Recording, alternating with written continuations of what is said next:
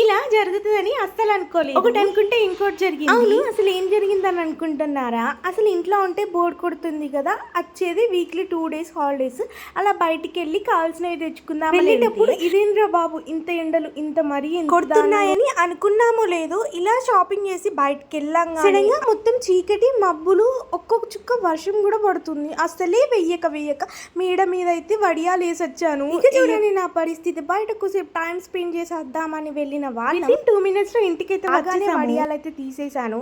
Already ఒక్కొక్క చుక్క అయితే పడుతుంది. ఇట్లా ఇంటికైతే వచ్చేసాం కదా, ఈ వెదర్ చేంజ్ కి వడియాలు ఎంచుకుంటే బాగుంటది కదా, వడియాలు అయితే వేయించడం స్టార్ట్ చేశాను.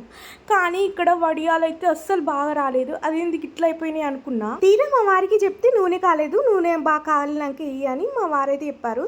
తీరా నూనె బాగా కాలేక ఇలా వేసాను. చూడండి ఎంత బాగా వచ్చినాయో, నిజంగా టేస్ట్ కూడా సూపర్ ఉండే అన్నమాట. For more videos please subscribe చేసుకోండి.